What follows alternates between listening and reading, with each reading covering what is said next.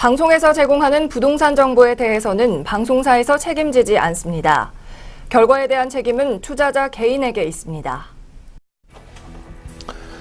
전국에 계신 내경제TV 시청자 여러분 안녕하십니까. 오늘도 이춘모의 시간이 왔습니다. 자, 오늘은 53강입니다. 부동산과 세금 3회로 해서 총 30가지를 사례별로 해서 한 강자당 10개씩을 제가 사례를 들어서 좀 이야기하고 있습니다.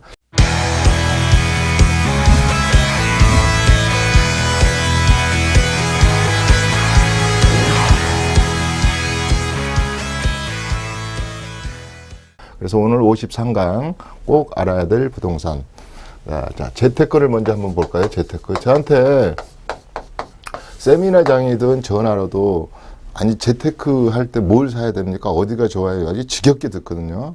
제가 쭉 하다 보니까 가장 좋은 이 재테크 답은 결국은 발품이거든요. 그래서 요새는 SNS상, 인터넷상 오토, 이 온과 오프를 넘어다니면서 그냥 컴퓨터상으로만 하는데요.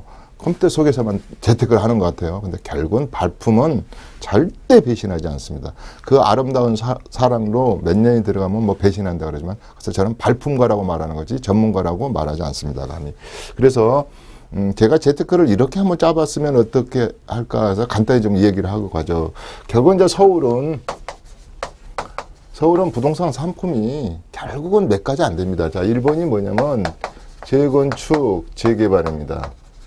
과거에 2002년도, 2003년도에 도시 및 주거 환경 정비법으로 통합되기 전에는요, 개별법으로 해가지고 재건축, 재개발, 토지 시장이 다 재테크를 했습니다. 그렇다면 지금 우리 서울만 보더라도 뭐 전국도 마찬가지인데 특히 서울만 본다면 지금 50년간 거의 주테크 시장이거든요. 주테크, 주식 가지고 하는 주테크도 있겠지만 또 주거용 가지고 하는 주테크, 목사님이 좋아하시는 또 주님에 대한 주테크, 술 좋아하시는 분들은 술주려야 되는 주테크가 있지만 우리가 하는 이 주테크는 집을 가지고 지금 50년 동안, 앞으로 50년 동안 그럴지는 모르겠어요. 뭐 2045년 되면 인구가 급감한다니까 뭐 그때까지는 그럴지 모르지만, 아무튼 서울의 물건은 재개발, 재건축인데 여기서 특이한 게 하나 나타나죠. 요새 풍선 효과 중에 하나인데 허그에서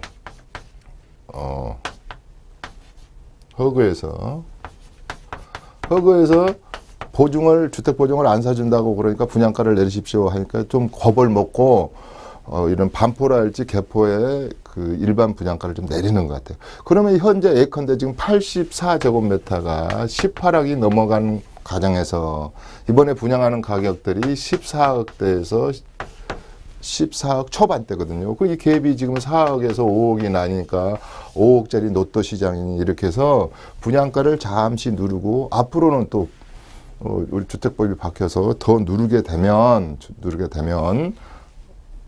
이 가격의 갭이 더 커지겠죠. 그랬더니 요 시장이 하나 서는 것 같아요. 그래서 결국은 지금 청약 시장이 뜨거워요. 저희 사무실에 있는 바로 옆에가 우리 저기 지금 반포 센트럴 자이 그 모델하우스가 있는데 뭐 새벽부터 줄 서는 것 같아요. 그래서 저는 거기 옆에 사무실에 있는데도 감히 들어가 보지도 못했어요. 그럴 정도로 이런 갭 시장이 이게 터졌다. 그렇기 때문에 청약 시장하고 서울 얘기하는 거거든요. 뭐 지방도 그럴 수도 있습니다. 그 다음에 공공으로 많이 한다지 않습니까? 공공의 임대랄지 분양이랄지 이런 곳에 앞으로 꾸준히 인기가 있을 겁니다. 그래서 제가 그러잖아요. 절대 청약 기회를 이번에 마지막으로 생각하시지 말고 이번 동안에 5년 내내 꾸준히 도전하십시오. 좋은 곳이 아직 많다. 나는 이제 늦었나 봐가 아닙니다. 그럼 뭐 과거부터 했으면 더 좋겠지만 어차피 당신이든 나든 제3자든 어느 누구든 간에 랜덤 샘플링입니다. 기계가 하는 일이기 때문에 이렇게 뭐 새벽 기도 열심히 한다고 해서 당첨되는 건 아니라 그랬어요. 서울은 이렇게 되는 거고요. 그 다음에 이제 수도권. 수도권도 이번에 이제 분당 같은 데는 투기 가일집으로 또 추가해서 묶었지 않습니까? 그래서 수도권 같은 경우도 특히 저는 수도권은 이런 것도 다 존재해요. 우리가 뭐 성남시, 그 다음에 광명시, 하남시 이런 것이 물건이 다 존재하지만 이것 플러스 수도권은 서울보다 수도권은 길에게 물어봐라 이 말이에요. 길에게. 이렇게 해서 또 세미나장에서 했더니 요새 나오는 그 사람 길, 그 탤런트 길 말고요. 길에 대해서 전철이랄지 그다음에 우리가 여러 가지 철도망 계획들이 있지 않습니까? 전번에 제가 한번 또 집중적으로 해드린 기억이 나는데 그래서 특히 수도권은 앞으로 여러 가지 GTX랄지 전철이 서울에 중심으로 모여들거든요. 신안산선이랄지. 그래서 특히 수도권을 하나 한다면 이 상품에 관한 것하고 특히 길, 전철에 물어봐라. 광역 철도망에 대해서 물어봐라. 이러겠습니다. 그 다음에 이제 지방. 지방은 좀 특수한 것들이 많죠. 예컨대 평택, 원주, 천안, 그 다음에 뭐 서산 이런 또 뭐 울산, 뭐 광주도 마찬가지고 산업단지별로 인구 유입 속도가 굉장히 빠른 지역이 몇 군데 있거든요. 결국은 부동산의 집이란 게 뭐겠습니까? 내가 들어가서 살고 있는 내 사랑하는 가족과 편안하고 안락한 삶을 추구하는 게 주택가 아니겠습니까? 집 아니겠습니까? 아파트 아니겠습니까? 그래서 인구 유입 속도가 급속도로 증가하는 지역들이 꽤 있어요. 빠져나가는 지역도 있지만 제주도도 대표적으로 인구가 느는 지역 아니겠습니까? 그 다음에 화성시 같은 데가 그렇죠. 여기 경기도 옆에 있는 화성시, 천안 같은 서산 같은 곳 이런 데가 제가 저번에 일본하고 사례를 비교했을 때도 마찬가지입니다. 어느 도시에서는 산업이 죽어서 인구가 감소하니까 집값도 떨어졌고 또 오사카 같은 경우는 인구가 많이 늘으니까 집값이 더 올라가고 이런 식으로 인구하고 관계가 있고요. 유입 인구 속도도 물론 또 이런 지방도 이런 철도를 할지 이런 고속도로하고도 관계가 많이 되죠. 전번에 말했듯이 속초가 그동안에 굉장히 멀게 느껴졌는데 이제는 동서간 고속도로 할지 그다음 고속도로 할지 이런 고속철을 만들게 되면 가깝게 느끼게 되기 때문에 작년에 속초 집값이 많이 올랐다 이런 얘기도 했습니다. 그 다음에 이제 제가 하고 싶은 건 특수상품입니다. 특수상품. 이 말은 무슨 말이냐? 이것만 하고 세법으로 넘어가도록 하겠습니다. 자, 지역을 불문하고 대한민국의 전 국토에서 틈새 시장하고 그다음에 대세 시장이 분명히 있다고 제가 한번 말씀드렸습니다. 이렇습니다. 예를 든다면 앞으로 택지 개발 지구가 있고 몇 개 있는데 어떤 분은 주차장만 가지고 재택하시는 분 봤어요. 근데 마곡지구 같은데 4군데를 주차장을 분양을 했었는데 그 당시 울산도 그렇고 다 택지 개발 지구 내는 이제 주차장난 때문에 주차장 부지를 매각하잖아요. LH나 도시 지방공사에서 이럴 때 그걸 사서 1, 2층을 분양하거나 이 재테크를 하는 분들이 많았고 마곡은 그렇게 2군데가 계속 미분양 상태였는데 지금은 뭐 대박이 났잖아요. 그런 주차장 가지고 재테크를 하는 거 꼭 주테크만 있는 게 아니죠. 여기 주테크는 주차장 주테크예요. 주차장 주테크. 자, 주차장 가지고 하는 경우도 있고 이제 토지 분양 받아서 하는 경우가 있잖아요. 여러 가지 그래서 특수 상품들이 많습니다. 틈새 시장에서. 그래서 특히 이제 이런 것을 할 때는 전국적으로 볼 때는 제가 꼭 트리플 3가지 내지 쿼드풀 4가지의 호재들이 존재하는 곳이 꼭 있어요. 그래서 이런 호재 지역이 전국적으로 볼 때는 저는 이런 얘기도 했어요. 전국적으로 정말로 야산이 나지막하고 청정지역이고 좋은 곳만 임야만 잘 골라도 요새 특히 산테크 그래서요. 과거에는 농지랄지 또 한때는 이런 적이 있었어요. 그 뭐랄까 막 스마트팜 뭐 그래가지고 짐 노조스가 앞으로의 후세대들은 뭐 농업이 최고다 뭐 이래가지고 한때 또 농지 부분이 또 재테크로 각광받고 그랬거든요. 요새는 또 하도 산으로 가신 분들이 많아요. 또 TV 보면 뭐 어디까지 가자, 갈 때까지 가보자, 뭐 나는 자연인이다 해서 그런데 뭐 여기 산테크, 임산물에 대한 희귀성, 또 청정성 이런 것 때문에 이래서 그래서 제가 전국적으로 볼 때, 수도권적으로 볼 때, 지방적으로 볼 때, 서울을 볼 때 여러 가지 기본적으로 베이직을 깔고 갖춰야 될 건 갖춘데 주테크 상품도 있지만 전국적으로 본다면 여러 가지 틈새 시장이 있습니다. 그래서 오늘은 이제 이 세법 시간이니까 다음에 여러 가지 이 얘기를 좀 자세히 할 시간이 있을지는 모르겠습니다만은 전국적으로 볼 때는 여러 상품이 있다는 걸 제가 전국적으로 말씀드립니다. 앞으로도 개발 호재가 있는 것 중에 하나는 아마 미니 신도시를 또 한두 개 만들 수도 있어요. 지금 공급 부분이 대책이 별로 없잖아요. 그렇기 때문에 우리 서울 주변에 이런 미니 신도시에 대한 재테크가 많이 숨어 있죠. 그린벨트에 관한 거, 그 다음에 군사보호시설이 앞으로는 남북관계가 완화되면은 또 이제 그 완화될 지역들, 뭐 공법상의 장기 미집행 도시시설 앞으로 몇 년 안에 또 다 해제돼야 될 것들. 그래서 전국적으로 본다면 여러 판을 뭐 다시 짜서 한번 볼 필요가 있는 거죠. 자, 오늘 본 강의 53강에 오늘도 10개만 하고 가겠습니다. 10개.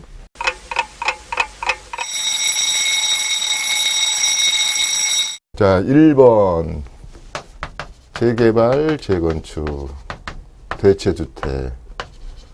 기존에 이미 보유하신 분들, 다시 진입하실 분들, 요 세테크 가장 복잡하고 가장 많이 해줬기 때문에 요거 잘하고 가자.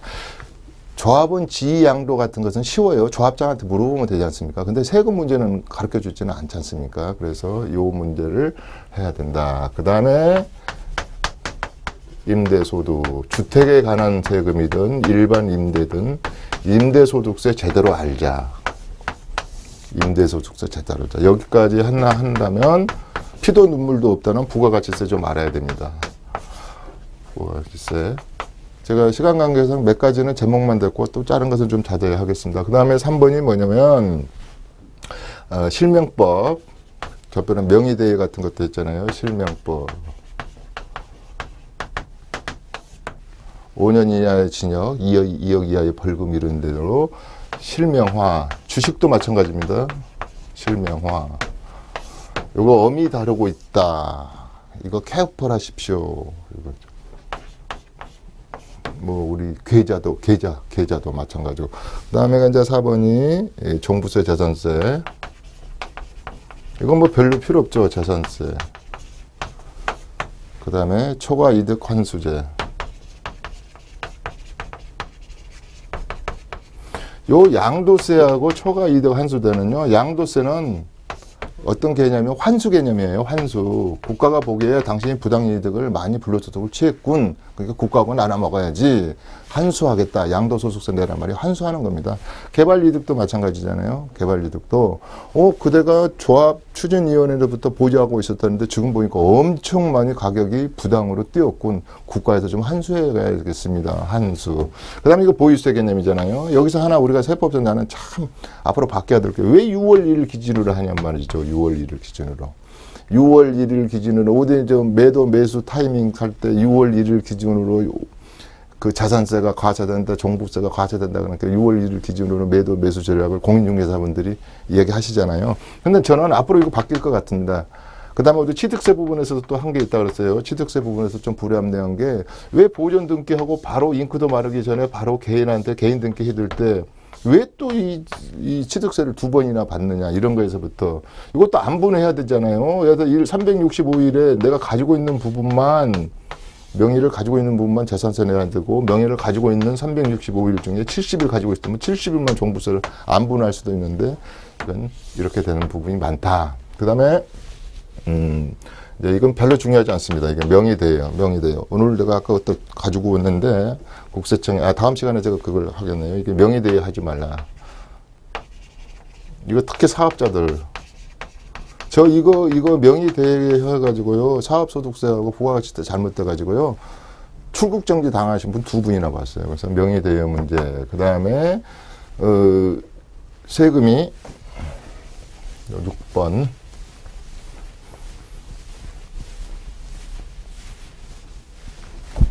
번이 세금이 계산해 보니까 안 나와요. 안 나와요. 자, 우리가 상속세도 마찬가지고 증여세도 5천만 원, 2천만 원 기타 친족 1,000만 원 이렇게 이것까지는 비과세 한다더라. 상속세도 계산해 보니까 8억에서 10억 이하의 피상속인이 남긴 재산 다 해보니까 안 나오더라. 배우자 공제받고 뭐 하니까 안 나오더라.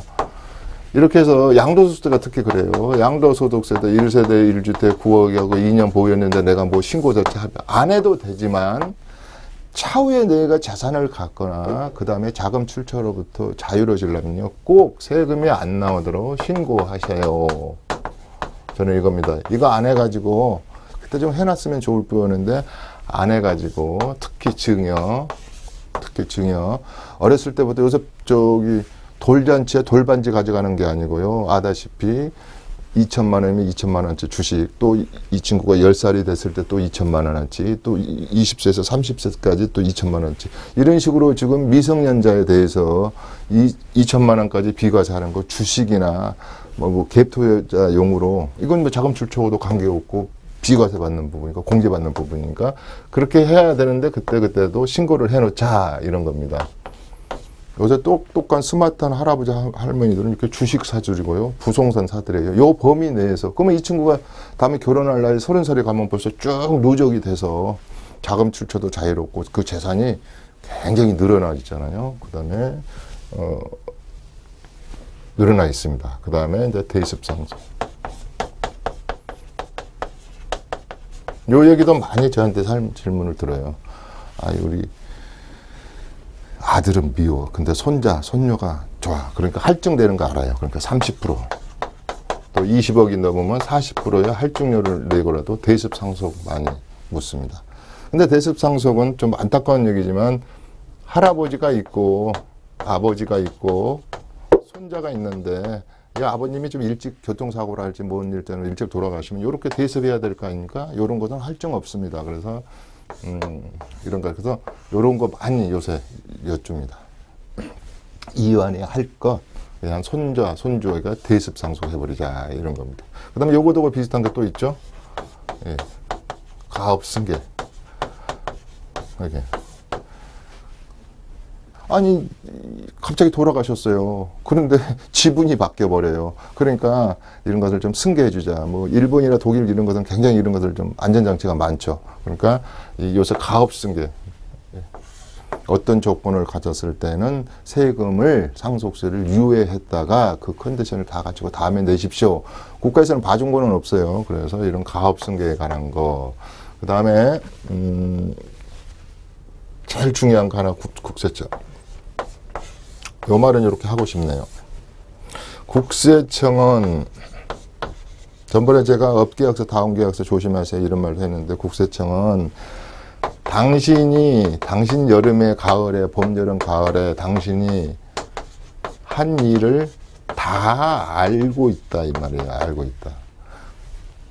이거요 어느 정도 알고 있냐면 물론 전번에 제가 엔티스라는 프로그램이랄지 PCI라는 이런 프로그램이랄지 이런 AI 수준의 스마트한 이 시스템 차세대 행정 시스템 융합 시스템 속에서 1억 5천 개 이상의 데이터베이스를 가지고 60개의 낱낱한 유니트별로 전 세대원과 가족을 낱낱이 거래를 보고 있다. 여기까지 얘기했어요. 우리 왜 미국 영화나 우리 뭐 여기 국립과학수사연구대 이런 거 보면 그 정도의 능력을 갖추고 있어요. 그래서 저는 이 말을 꼭 해드리고 싶어요. 몰라서 과세를 안 하는 것이 아니다. 이걸 꼭 제가 이 얘기를 좀 해드리고 싶은 거예요. 당신의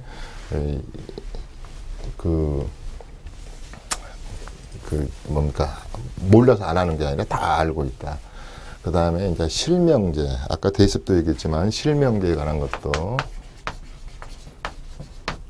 이렇듯 시간이 다 됐는데요. 몇 가지를 나열했는데 제가 이제 결론을 내리겠습니다. 뭐가 있냐면 우리 그 국세청에서 이렇게 책자들이 있어요. 이렇게 보면 이쁜 탤런트를 이렇게 해서 매년 이렇게 유익한 세금 정보에서 이거 안내를 하는데요. 이게 재밌습니다. 이거 우리가 납세자 권리 현장도 있어요. 우리가 납세자잖아요. 우리가 돈 내서 국가를 세금을 해서 이제 운영하는 거니까 여러 가지 우리가 보호받을 규정도 있고요. 이걸 제가 언제 이게 책자가 아주 국세청 책자인데요.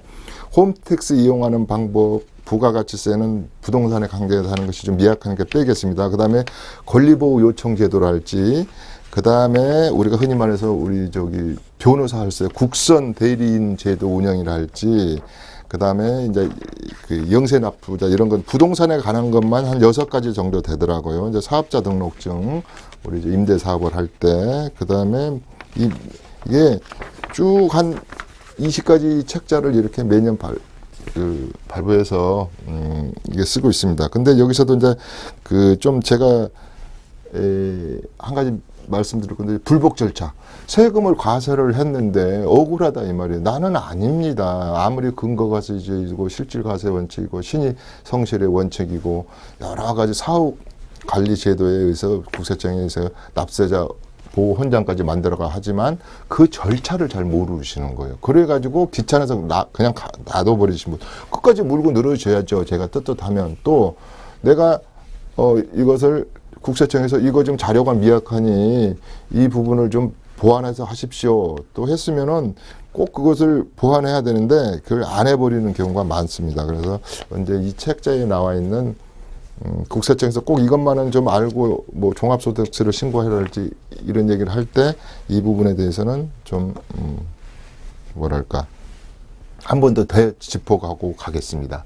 그래서 오늘 꼭 알아야 될 세금 중에서 오늘 이제 20개 정도는 했잖아요. 20개 정도 했는데 저번 시간을 못 보신 분들이 있고 그래서 요 20개를 제가 이제 다른 걸로 하면 이렇습니다. 자, 실명제 해라. 그 다음에 명의신탁 하지 말아라. 그 다음에 국세청에서 세금을 거의 다 알고 있다. 그렇지만은 귀찮아서 안 하는 게 아니라 조세 제한도 있고 여러 가지 사회적인 또 이게 너무 빡빡하게 이게 규제를 가하면 안 되지 않습니까? 세금 문제를. 그런 거에서부터 부부 간의 거래, 가족 간의 거래, 그 다음에 우리가 업계약서, 다운계약서 쓸 때 아주 그것은 진짜로 폐가망신할 수 있다. 내가 비과세 받을 부분도 아예 안 해주고 심지어 부당행위랄지 불성실하게 할 때는 가산세가 40%나 된다는 걸 할지 쭉 얘기를 했습니다. 자, 이제 54강에서는 약간 좀 그보다 좀 더 들어간 거. 지금 52하고 53강은 지금 이러이러한 틀로 지금 세금이 과세되고 이러한 내용의 부동산 세금이 포함되어 있습니다 하는 수준입니다.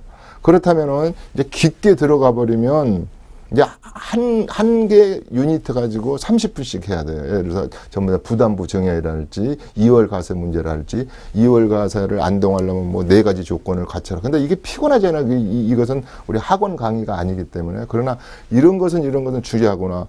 이제 저 방송을 꾸준히 지금까지 시청하신 분들은 그래도 이게 부부간에 증여를 했고 좀비속 간에 증여를 했으면 5년 이내에는 팔면 안 되겠구나. 이런 거에서부터 두 번째, 부담부 증여를 할지 증여했을 때도 우리가 분양권을 갖다가 매매할 때도 약간 우회적인 방법이 있다고 그랬는데 여기에 대한 리스크, 또 내가 맨날 지금까지 아마 1회에서부터 지금까지 했던 것은 2주택은 2주택자가 아니다. 1주택은 1주택자가 아니다. 그 말은 뭐냐면 특례조항을 이용해라. 분해하고 쪼개면은 세금 얼마든지 할 수 있다.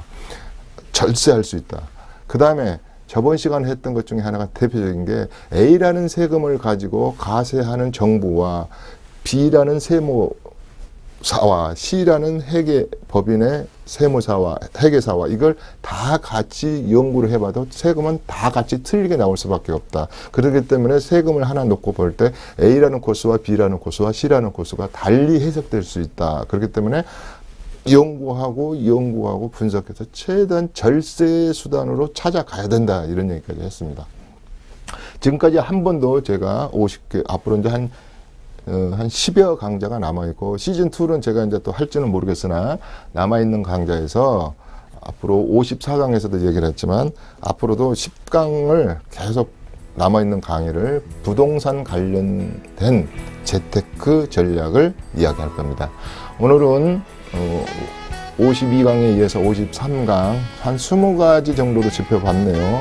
53강에서 만나 뵙도록 하겠습니다. 그때 나머지 30개 중에서 10가지의 주의점 이야기하도록 하겠습니다. 이춘모의 재테크 오늘 53강은 여기서 마치도록 하겠습니다. 다음 시간에 다시 뵙겠습니다. 고맙습니다.